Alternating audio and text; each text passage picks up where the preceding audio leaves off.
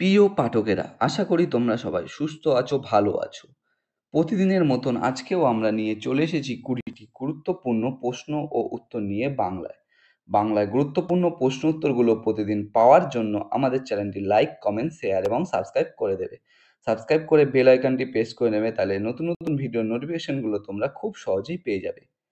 Upcoming পরীক্ষায় এই প্রশ্ন উত্তরগুলো কিন্তু খুব গুরুত্বপূর্ণ, তাই ভুলেও কেউ ভিডিওটা স্কিপ করবে না, পুরো ভিডিওটা অবশ্যই মনোযোগ সহকারে দেখবে। এবং নতুন যারা আমাদের চ্যানেলে প্রশ্নোত্তরের ভিডিও দেখছো তারা অবশ্যই লাইক, কমেন্ট, শেয়ার এবং সাবস্ক্রাইব করে দেবে।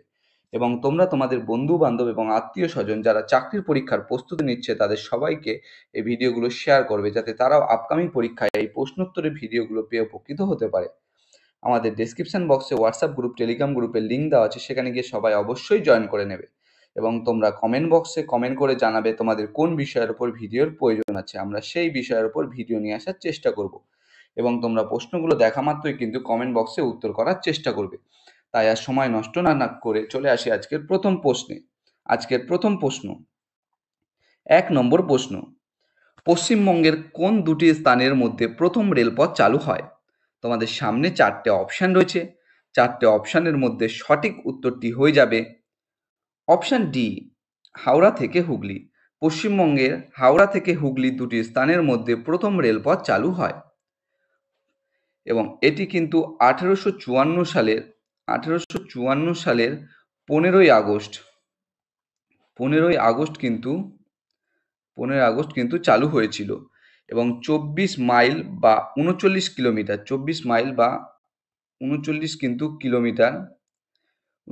কিলোমিটার কিন্তু প্রথম যাত্রাপথ চালু হয়েছিল। পরবর্তী প্রশ্ন, 2 নম্বর প্রশ্ন,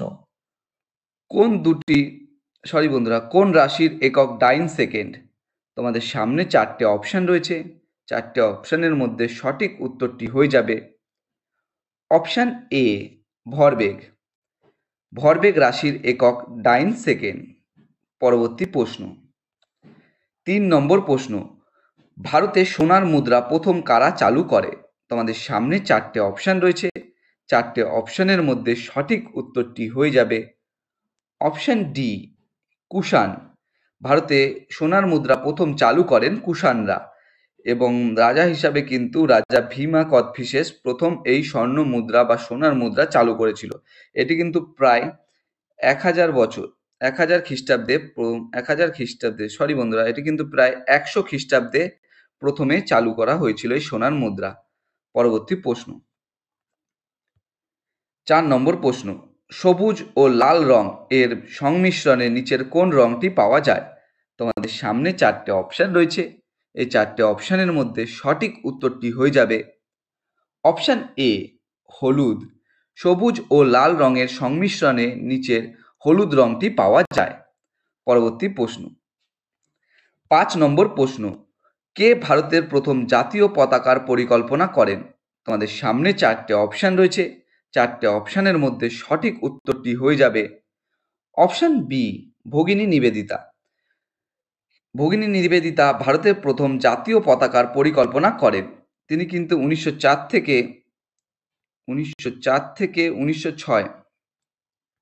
1906 সালের মধ্যে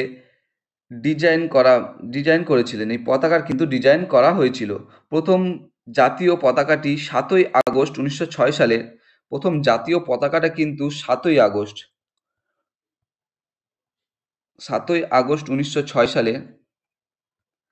1906 সালে কলকাতার পার্সি বাগানের স্কোয়ারে উত্তোলন করা হয়েছিল। পরবর্তী প্রশ্ন, বায়ুমণ্ডলের কোন স্তরে পৃথিবীর উপগ্রহের কক্ষপথ অবস্থিত? তোমাদের সামনে 4টে অপশান রয়েছে। 4টে অপশানের মধ্যে সঠিক উত্তরটি হয়ে যাবে অপশান এ, এক্সোস্ফিয়ার। বায়ুমণ্ডলের এক্সোস্ফিয়ার স্তরে পৃথিবীর উপগ্রহের কক্ষপথ অবস্থিত। এবং এই উপগ্রহ কিন্তু এক্সোস্ফিয়ার ছাড়াও কিন্তু থার্মোস্ফিয়ারেও কিন্তু দেখা যায়। পরবর্তী প্রশ্ন, 7 নম্বর প্রশ্ন, জম্মু ও কাশ্মীরের প্রথম মহিলা মুখ্যমন্ত্রী কে ছিলেন? তোমাদের সামনে 4টে অপশান রয়েছে।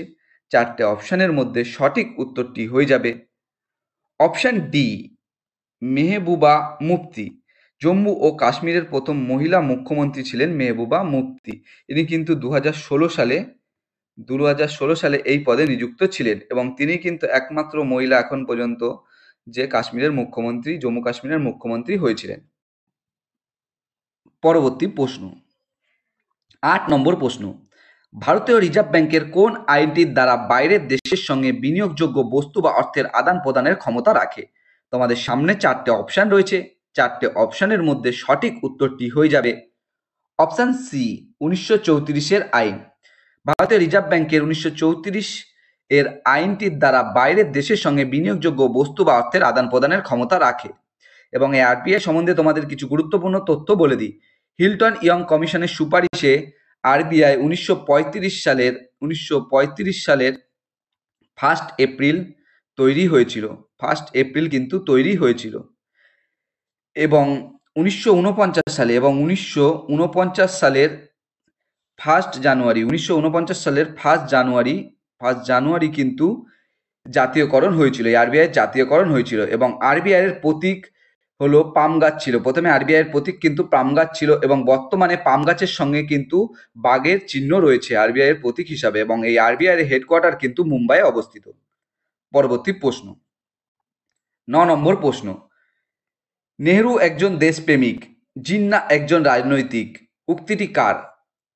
তোমাদের সামনে 4টে অপশন রয়েছে। 4টে অপশনের মধ্যে সঠিক উত্তরটি হয়ে যাবে অপশন ডি, মোহাম্মদ ইকবাল। নেহরু একজন দেশপ্রেমিক, জিন্না একজন রাজনৈতিক, উক্তিটি মোহাম্মদ ইকবালের।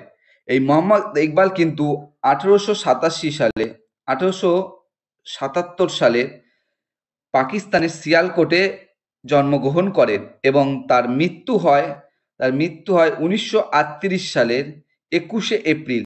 1938 সালের 21শে এপ্রিল কিন্তু তার মৃত্যু হয়েছিল পাকিস্তানের লাহোরে।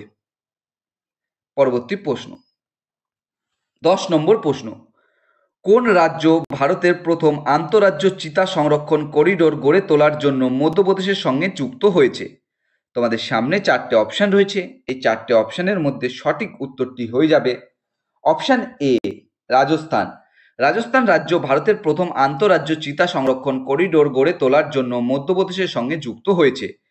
এটি কিন্তু কুনোজ ন্যাশনাল পার্ক মধ্যপ্রদেশ এবং গান্ধী সাগর অভয়ারণ্য রাজস্থান, এই দুটি কিন্তু অভয়ারণ্যতে কিন্তু চিতা সংরক্ষণ করিডোর গড়ে তোলা হবে। পরবর্তী প্রশ্ন, 11 নম্বর প্রশ্ন, কোন দেশের সংসদের মডেলের ওপর ভিত্তি করে ভারতীয় পার্লামেন্টটি গঠিত হয়েছে? তোমাদের সামনে 4টে অপশন রয়েছে। 4টে অপশনের মধ্যে সঠিক উত্তরটি হয়ে যাবে option D, British parliament. British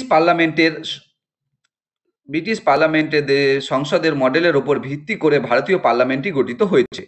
পরবর্তী প্রশ্ন, 12 নম্বর প্রশ্ন, স্টেনলেস স্টিলে কোন ধাতু থাকে? তোমাদের সামনে 4টে অপশন রয়েছে। 4টে অপশনের মধ্যে সঠিক উত্তরটি হয়ে যাবে অপশন এ, নিকেল এবং ক্রোমিয়াম। স্টেনলেস স্টিলে নিকেল এবং ক্রোমিয়াম ধাতু থাকে। এছাড়াও কিন্তু এতে লোহা ধাতুও থাকে, এতে কিন্তু লোহাও কিন্তু থাকে। নিকেল ক্রোমিয়াম ছাড়াও কিন্তু লোহা ধাতু কিন্তু স্টেনলেস স্টিলে থাকে। পরবর্তী প্রশ্ন, 13 নম্বর প্রশ্ন, হেড কাউন্ট রেশিও বা HCR ভারতের বহুভাবে ব্যবহৃত হয় নিচের কোনটির পরিমাপ হিসাবে? তোমাদের সামনে 4টে অপশন রয়েছে। 4টে অপশনের মধ্যে সঠিক উত্তরটি হয়ে যাবে অপশন ডি, দারিদ্র। হেড কাউন্ট রেশিও বা HCR ভারতের বহুভাবে ব্যবহৃত হয় নিচের দারিদ্র সীমা পরিমাপের হিসাবে। এই HCR হলো মোট জনসংখ্যার মধ্যে দরিদ্র সীমার মধ্যে বসবাসকারী মানুষের সংখ্যাকে মোট জনসংখ্যা দিয়ে ভাগ করার অনুপাতটাই কিন্তু HCR। পরবর্তী প্রশ্ন, 14 নম্বর প্রশ্ন, কেন্দ্রশাসিত অঞ্চলের প্রশাসকদের পদমর্যাদায় কি? তোমাদের সামনে 4টে অপশন রয়েছে। 4টে অপশনের মধ্যে সঠিক উত্তরটি হয়ে যাবে অপশন বি, লেফটেন্যান্ট গভর্নর। কেন্দ্রশাসিত অঞ্চলের প্রশাসকদের পদমর্যাদা লেফটেন্যান্ট গভর্নর। ভারতীয় সংবিধানের 239 অনুচ্ছেদ অনুযায়ী ভারতের রাষ্ট্রপতি হলেন কেন্দ্রশাসিত অঞ্চলগুলির প্রধান প্রশাসক এবং সেই কিন্তু এই লেফটেন্যান্ট গভর্নরদের কিন্তু নিযুক্ত করেন।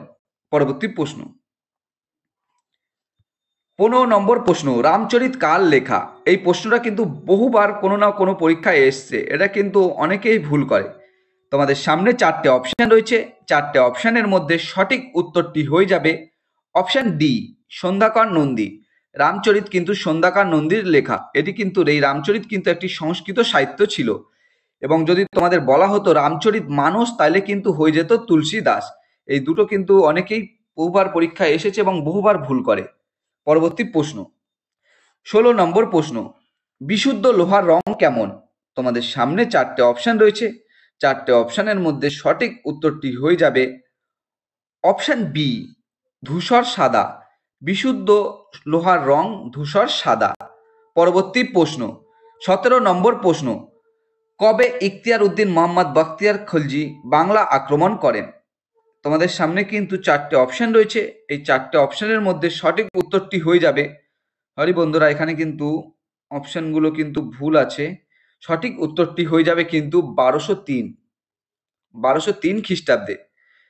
1203 খ্রিস্টাব্দে ইখতিয়ার উদ্দিন মোহাম্মদ বখতিয়ার খিলজি বাংলা আক্রমণ করেন। লক্ষণ সেনের সেন বংশের রাজবংশের পতন ঘটান এই ইখতিয়ার উদ্দিন মোহাম্মদ বখতিয়ার খলজি, এবং প্রথম কিন্তু মুসলিম সাম্রাজ্য গড়ে তোলেন বাংলায়। পরবর্তী প্রশ্ন, 18 নম্বর প্রশ্ন, দুধের বর্ণ সাদা হয় কেন? তোমাদের সামনে 4টে অপশন রয়েছে, 4টে অপশনের মধ্যে সঠিক উত্তরটি হয়ে যাবে অপশন সি, কেশিন। দুধের বর্ণ সাদা হয় কেশিনের জন্য। দুধের মধ্যে প্রধান ধরনের প্রোটিন যা ক্যালসিয়াম এবং ফসফেটের সাথে একত্রিত হয়ে ক্ষুদ্র কণা তৈরি করে, যা মাইকেলস নামেও পরিচিত। পরবর্তী প্রশ্ন, 19 নম্বর প্রশ্ন, সংবাদপত্রের মুক্তিদাতা রূপে কে পরিচিত ছিলেন? তোমাদের সামনে 4টে অপশন রয়েছে, 4টে অপশনের মধ্যে সঠিক উত্তরটি হয়ে যাবে অপশন বি, চার্লস মেটাকাপ।